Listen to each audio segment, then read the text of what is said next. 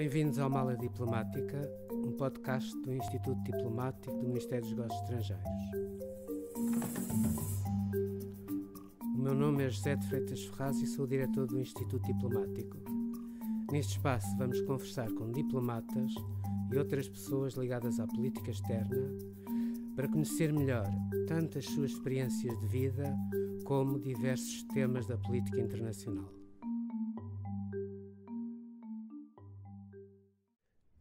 Este é o primeiro episódio da Mala Diplomática, que é o podcast do Instituto Diplomático. Nós vamos ter esta primeira emissão, agora em setembro, e passaremos a ter um podcast por mês, pelo menos na primeira fase. E para falar do 11 de setembro, nós temos hoje aqui connosco o embaixador Francisco Seixas da Costa, que, como muitos colegas sabem, foi nosso embaixador em Paris e em Brasília, foi nosso representante permanente na OSCE, na OSCE e igualmente em Nova Iorque. E justamente o embaixador Seixas da Costa encontrava-se em Nova Iorque como representante permanente em 2001, no dia 11 de setembro, quando tiveram lugar os atentados terroristas. Basta seguir as notícias que continuam a chegar, por exemplo, do Afeganistão, para percebermos a importância dessa data e os reflexos que esses atentados continuam a ter no nosso dia-a-dia. Todos nós nos lembramos perfeitamente quando é que estávamos quando tiveram lugar os atentados. E aquilo que eu queria saber era, no fundo, como é que soube, como é que se inteirou dos atentados e como se apercebeu logo de que se tratava de uma ação terrorista. Muito obrigado. Antes de mais, muito obrigado por este convite para estar aqui. É um grande gosto colaborar com o Ministério e estar mais uma vez nesta casa. Eu vinha da residência em Nova Iorque para uma reunião da União Europeia que teria lugar às 9 horas, quando, vindo pelo FDR Drive, me apercebi que havia um fumo negro muito alto em Nova Iorque. E fiz esse comentário para o motorista. O estranhar que houvesse um fumo negro tão elevado. À entrada para a reunião da União Europeia, no elevador, encontrei o representante permanente francês, Jean-David Levitte, que me diz, parece que houve um avião que foi contra uma das torres. Umas semanas antes tinha havido, creio que em Milão, um pequeno avião que tinha batido contra um edifício. E, portanto, a naturalidade de uma coisa destas poder acontecer é verdade. E entrou de imediato o embaixador britânico, curiosamente alguém mais tarde vai para o Iraque, o Jeremy Greenstock, e que diz: a torre está a arder, a torre já está a arder. E eu aí liguei à questão do fumo. Aqui tinha sido 10 minutos antes, eventualmente. Subimos, tínhamos a reunião da União Europeia, e eu agora vou contar uma coisa da qual não me orgulho rigorosamente nada. Nós entramos para a reunião, era uma reunião de coordenação sobre a Cimeira das Crianças. Fizemos a reunião, a certa altura, a meio da reunião, 5 minutos depois, aparece um funcionário português da missão, que estava ali, e que me diz: há outro avião que bateu contra outra torre. E já se estava a ver na CNN. E nós tivemos 1 hora a discutir a Cimeira das Crianças, mesmo que a meio tenha chegado a notícia de que tinha caído um avião no Pentágono. E a abstração total e a falta de reação de 15 representantes permanentes, que deviam à partida ter a consciência objetiva de que se tinha criado ali uma coisa nova, manteve-se de uma tal maneira que eu saio da reunião com o Jean-David Levitte e com a embaixadora da Dinamarca para ir para a cerimónia de toque do sino da paz com que abriria a Assembleia Geral das Nações Unidas. E quando saímos, demos conta que Nova Iorque tinha mudado. E estivemos ali metidos numa redoma durante praticamente 1 hora. A presidência, que era belga, não interrompeu a reunião. Nós fomos ficando preocupados com tudo aquilo, a começar a pensar, e de repente damos conta que o mundo tinha mudado. Mas a reunião era no mesmo sítio? Não, era em frente às Nações Unidas, no edifício em frente às Nações Unidas. Eu devo confessar que olho sempre para isto retrospectivamente para saber porque é que nenhum de nós reagiu, porque é que nenhum de nós teve a consciência da importância daquilo. Isso tem a ver com o choque? Tem a ver com o choque, mas também tem a ver com outra coisa. Sim. Tem a ver com a noção de que as torres não caíam. Isto é, nós tínhamos a noção que aquelas torres eram inexpugnáveis. Havia um incêndio, havia corta-fogos, tínhamos essa noção. A queda das torres, que só tem lugar uma hora depois, é uma coisa absolutamente para nós surpreendente. Quer dizer, porque pensávamos que os americanos, nesta velha ideia que os americanos têm soluções para tudo, aquilo provavelmente pode ter morrido alguém, de facto deve ter morrido alguém e tal. E vou para a missão a pé. E quando chego à missão, está lá o embaixador da Islândia que vem discutir comigo a questão da rotação no UEOG, dos lugares no UEOG. Eu mando entrar, de repente toca o telefone de Lisboa, alguém que me liga de Lisboa, julgo que foi do gabinete do Primeiro-Ministro, foi a primeira ligação que tivemos, depois da Presidência da República. Sou interrompido 2 vezes, o João Salgueiro, que era diretor político, também me liga, e eu a certa altura digo para o embaixador da Islândia, não há condições para nós estarmos aqui a discutir as rotações no EOG, quer dizer, não tem qualquer sentido. E é aí no momento em que de repente começam a avisar que caiu uma das torres, eu vou para a sala de reuniões onde está a missão toda, com gente a chorar, com as pessoas muito, muito comovidas, e aí há um pouco a noção de que isto mudou tudo, quer dizer, isto agora é de uma gravidade extrema, o que é que aí vem? Porque a questão é esta, nós sabemos das torres, sabemos do avião no Pentágono, soubemos depois, creio que mais tarde, do outro avião na Pensilvânia, mas também não tínhamos a certeza se aquilo não era só parte de uma coisa mais complicada. E, portanto, a noção que podia haver, por exemplo, as chamadas dirty bombs, a noção que a própria cidade de Nova Iorque podia estar, de repente, explodir uma bomba qualquer, em qualquer sítio. A certa altura nós começamos a pensar, nós não controlamos isto. De facto, sob o ponto de vista de informação, eu praticamente vi a mesma coisa que viu qualquer cidadão no mundo, porque nós víamos a CNN. Claro. Eu não via as torres da missão, não se vê as torres, ouviam sirenes e Nova Iorque começou a mexer. As pessoas começaram na missão, começaram a ficar preocupadas. A esta altura há a indicação de que Manhattan ia ficar isolado, e eu disse às pessoas que mudassem fora de Manhattan para saírem, mas deixei os outros na missão. Claro. A certa altura começas a dizer as escolas vão fechar, portanto quem tinha filhos teve que se ir embora. A missão era muito grande. Na altura tinha, entre diplomatas e técnicos, tinha 19 pessoas. Mas tudo isso a meio da tarde? Tudo isto ainda de manhã. Tudo isto ainda de manhã.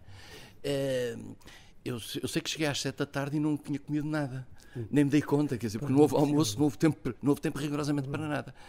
Depois começam a chegar umas chamadas de Lisboa, mas depois houve uma quebra das comunicações com Lisboa, porque a zona da Verizon caiu uma parte das torres, deram cabo das comunicações, e inclusivamente uma das últimas ligações a Lisboa é uma jornalista do Expresso que diz as comunicações estão muito difíceis, e eu disse-lhe, olha, vou-lhe pedir um favor, se liga ao meu pai, que com 92 anos está sozinho e que tinha subido comigo às torres 4 meses antes, com 91 anos, e estava em Vila Real, sozinho, em casa, liga ao meu pai a dizer que eu estou bem. Pronto. E depois as chamadas caíram. Ainda entrei em direto para um telejornal, creio que da UMA, pronto, e depois ficámos um bocadinho... Tentei falar com a embaixada em Washington, que também sabia, tanto como eu, com o Consulado-Geral, pronto, para saber um bocadinho como é que as coisas estavam ao nível daquilo que eram as missões, as nossas missões. E as pessoas foram para casa e ficámos na missão muito pouca gente.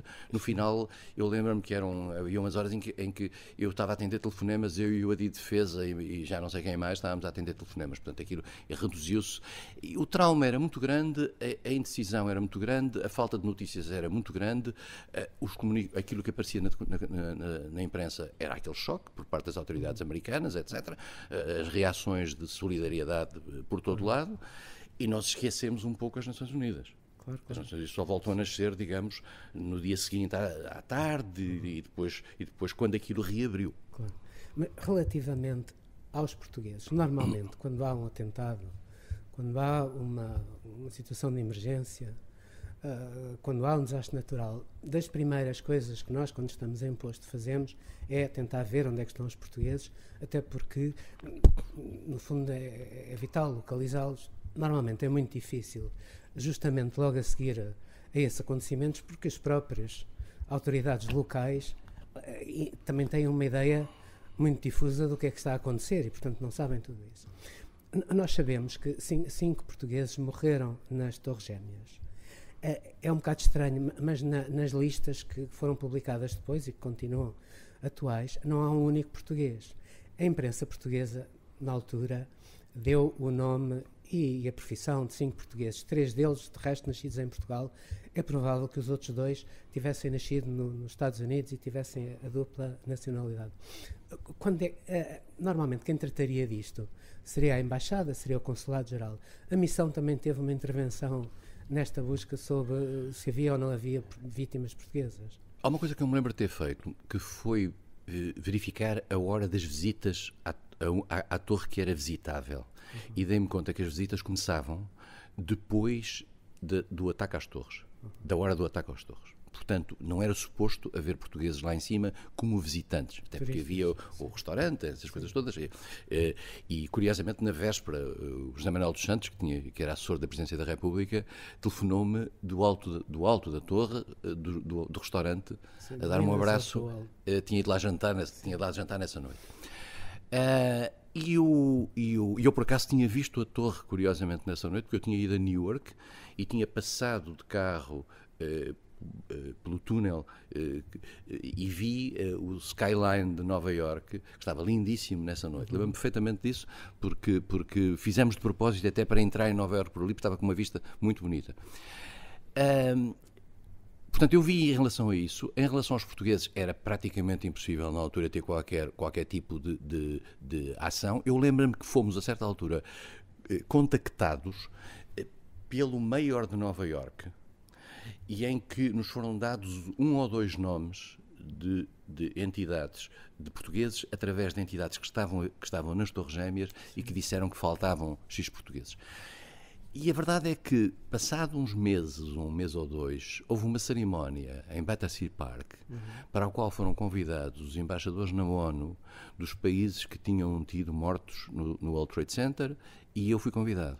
E, portanto, havia a lista, na altura havia os nomes dos portugueses, mas não havia muito mais que se pudesse fazer naquele momento relativamente a isso. Claro. Não, agora, quando é que começou a intuir, a perceber que aqueles atentados, aquela série de atentados, de certa forma, iriam mudar muita coisa? É preciso percebermos o tempo que se vivia ali. Nós estávamos num tempo de mudança da administração americana, estávamos com a administração Bush há muito pouco tempo. Curiosamente, as pessoas já não se lembram, mas se revisitarem até algumas discussões no âmbito dos think tanks americanos, verificará que a questão chinesa era uma das questões fundamentais que estava no início da administração Bush. Lembrar-se-ão de um incidente que houve com um avião americano que caiu perto da fronteira e as tensões que isso deu. A agenda americana muda naturalmente com o 11 de setembro e, portanto, a concentração das preocupações naquela área e em tudo aquilo que tinha a ver com o Médio Oriente aparece com muita força. Curiosamente, é muito rapidamente identificado, se bem me lembro, a circunstância de ser um ato terrorista provocado por extremistas islâmicos. É muito claro. De tal maneira que 2 dias depois, sabe-se que esses extremistas, partes deles, tinham partido de Newark e parte deles tinham partido de Boston. E tinham dormido no Westin Hotel em Boston de quinta para sexta. Eu dormi no Westin Hotel em Boston de quinta para sexta. Por acaso, tinha passado o fim de semana anterior em Boston. e dormi no mesmo hotel onde, pelos vistos, estavam os terroristas que partiram de Boston, depois, 2 dias depois. E, portanto, ainda andei, digamos, a fazer uma retrospectiva mental para tentar perceber se os tinha encontrado pelo corredor, já que no bar era pouco provável, por razões religiosas. Mas não consegui. E, portanto, imediatamente há um ambiente de grande hostilidade anti-árabe. E isso foi sentido nas Nações Unidas e eu lembro-me perfeitamente de ter sido aproximado pelo embaixador do Egito, mais tarde é Ministro dos Negócios Estrangeiros do Egito, no sentido de conversar connosco um bocadinho sobre isto e sobre o que é que isto representava e o que é que... É preciso também percebermos que a agenda das Nações Unidas, nessa altura, estava em cima da mesa, curiosamente, a Convenção de Combate ao Terrorismo. Estava exatamente em cima da mesa nesse momento. E era um fator altamente divisivo das discussões. Porquê? Porque o debate sobre o terrorismo depois evoluiu muito, porque o terrorismo e a maneira como alguns países ocidentais olhavam para o terrorismo era uma espécie de deslegitimação dos atos tidos por atos de luta revolucionária, por exemplo, dos palestinianos. E a noção de que há terrorismo e há terrorismo, isto é, há terrorismos de maneira diferente, há terrorismos que podem ser justificáveis, o ato terrorista de tentar matar o Pinochet podia ser justificável, o de 37 aqui em Portugal para matar o Salazar também podia ser justificável, há atos terroristas, particularmente aquilo que a gente aprende na técnica terrorista, que é o terrorismo indiscriminado, que nunca é justificável, quer dizer, portanto, o terrorismo puramente... E criou-se um ambiente em Nova Iorque muito, muito negativo, por exemplo, em relação a tudo aquilo que todas as pessoas que eram diferentes. O sentimento da diferença e o medo à diferença foi uma coisa extraordinária. E os taxistas que andavam, mesmo os hindus, andavam com o emblema americano para mostrar a sua solidariedade, e os restaurantes árabes deixaram de ter clientes. E viu-se claramente que havia os taxistas árabes com ar árabe eram rejeitados e havia um ambiente terrível. Esse ambiente, aliás, prolongou-se durante algumas semanas, porque, se lembrarem bem, apareceram depois os chamados casos do antrax e os envelopes com um pó branco. Isto deu um ambiente a Nova Iorque de perigo permanente. Nós não sabíamos, perigo iminente, quer dizer, podia acontecer qualquer coisa, tudo podia acontecer. Nós não sabíamos onde é que as coisas tinham parado, a partir do momento em que há 4 atentados nos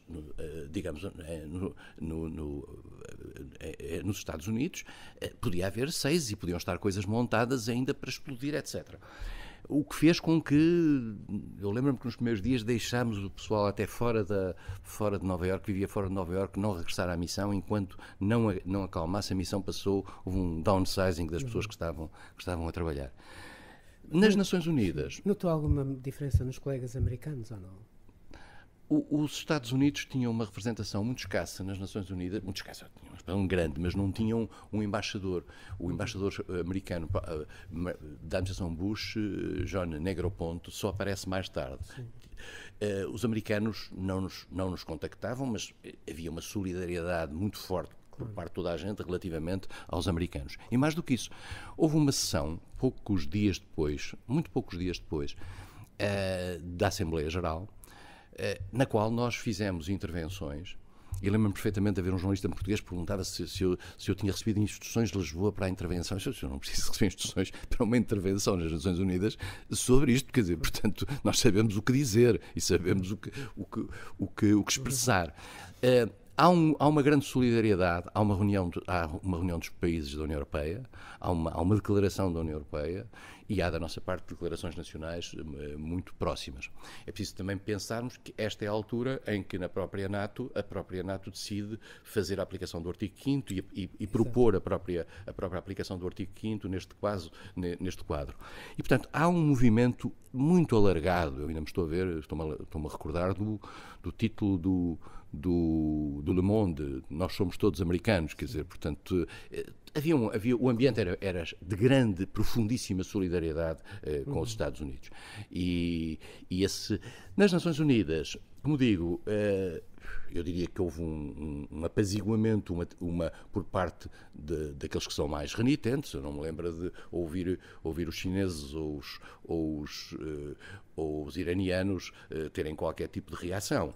Por parte dos países árabes notou-se um grande afastamento pelo perigo que havia de poderem ser acusados de estar a dar cobertura àquilo que era uma ação de natureza extremista. Nós não temos de esquecer que na altura Yasser Arafat ofereceu-se para dar sangue. Portanto, estamos aqui num momento diferente da comunidade internacional.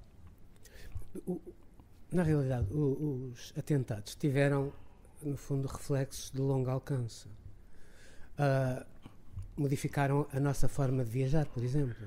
Havia segurança já naquela altura, mas era uma segurança muito, muito difusa. Eu lembro-me, por exemplo, quando estava em Washington em posto, eu estive lá de 81 a 84, que eles tinham um sistema para nós fazermos o check-in ainda no passeio. Quer isto dizer, nós saíamos do carro ou do táxi com as malas e havia uma espécie de umas coisas portáteis em que nós íamos das diferentes companhias e podíamos fazer logo ali o check-in, deixar ali as malas e ir para o avião. Isso era sobretudo visível em Washington. Podíamos inclusivamente no shuttle entre Washington e Nova Iorque entrar diretamente no avião, sentávamos, deixávamos a mala, se levávamos mala, naquela coisa rolante que vai para o avião, e depois eles vinham, como se fosse um autocarro, durante o voo, vinham ter connosco para nós pagarmos o bilhete com coisa. É evidente que tudo isso acabou. Nos Estados Unidos houve todo um pacote legislativo enorme, logo a seguir, o Patriot Act, a criação de novas agências e de novos departamentos, por exemplo, o Department of Homeland Security. Sim, nasceu nessa altura. Sim, o Transport Security Agency, mas também nos outros países e na União Europeia houve, digamos, um maior aumento de uma legislação mais forte, inclusivamente de legislação, sobretudo nos Estados Unidos, que permite, no fundo, que a National Security Agency possa ouvir mensagens de chamadas telefónicas e mensagens e-mails dos americanos.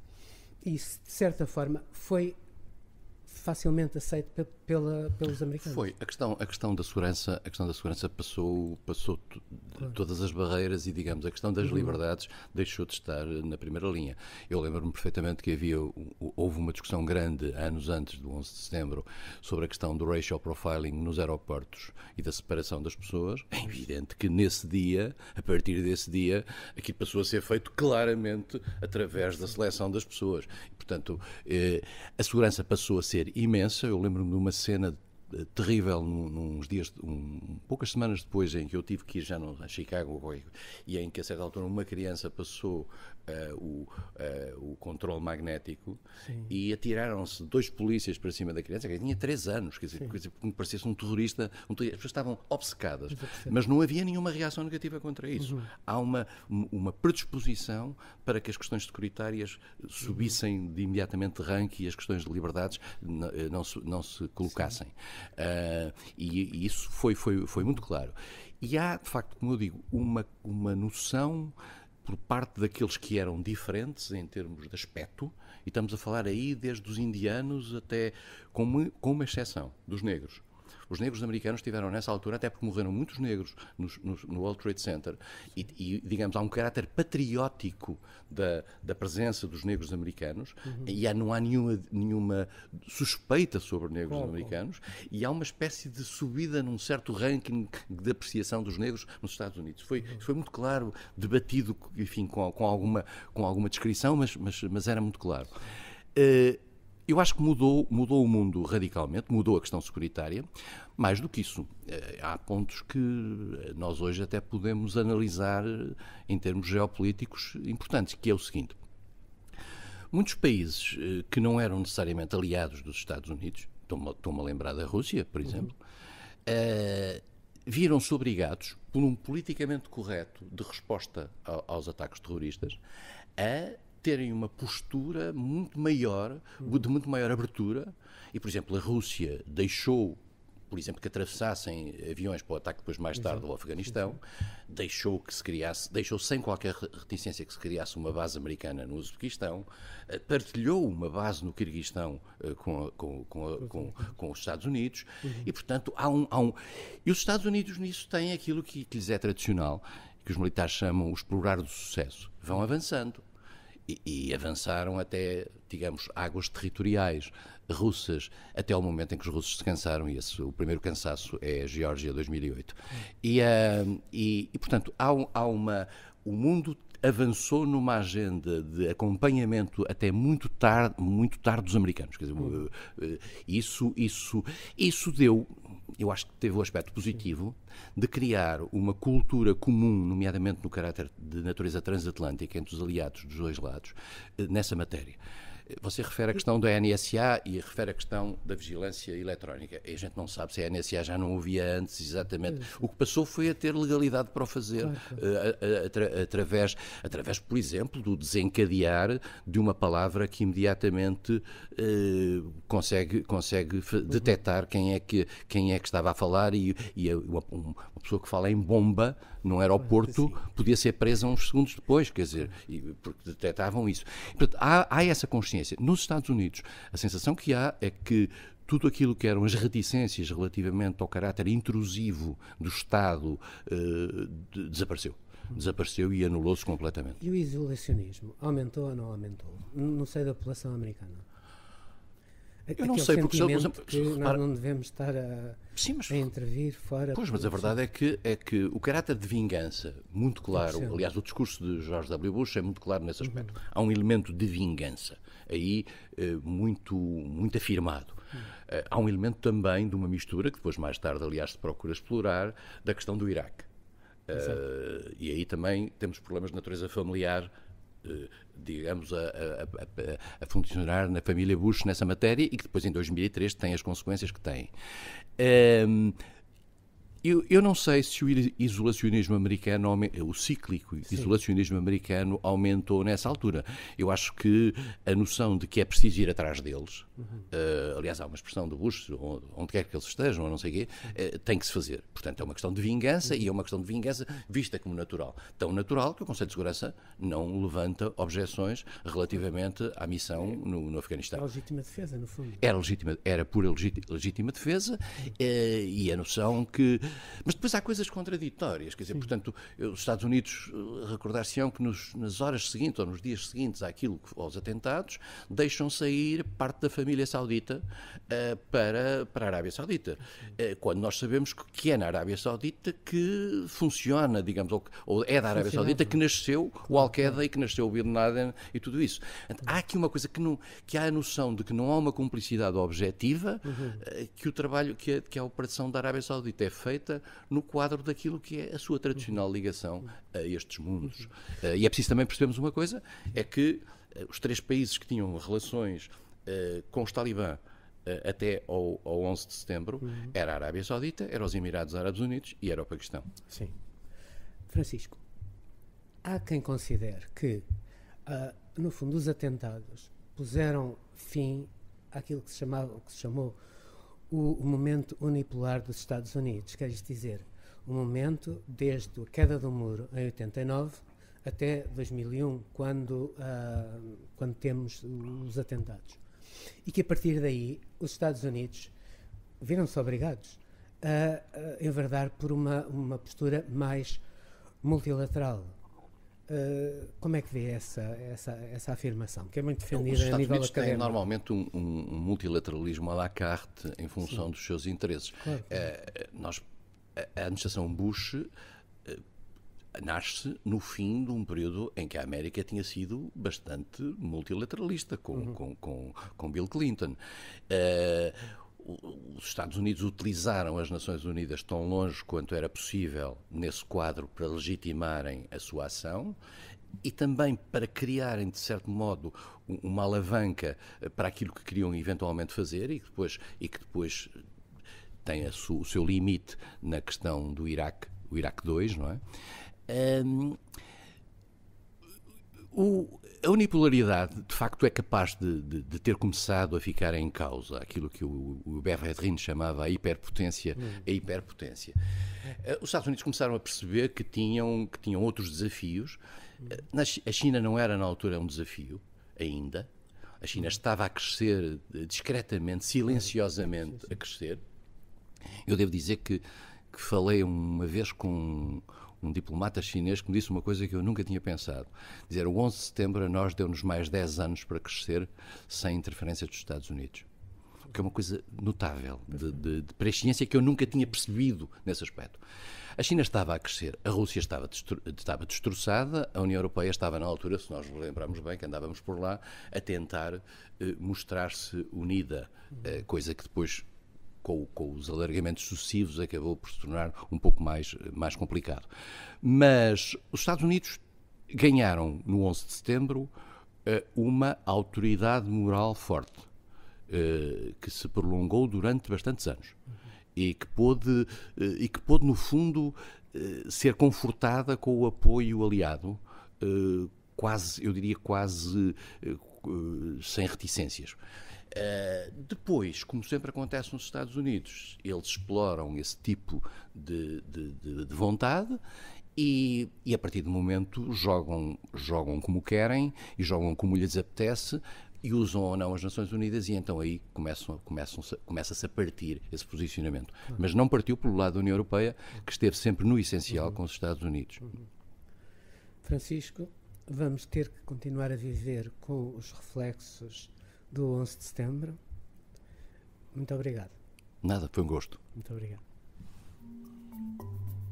Obrigado por ter ouvido este episódio da Mala Diplomática, um podcast do Instituto Diplomático do Ministério dos Negócios Estrangeiros.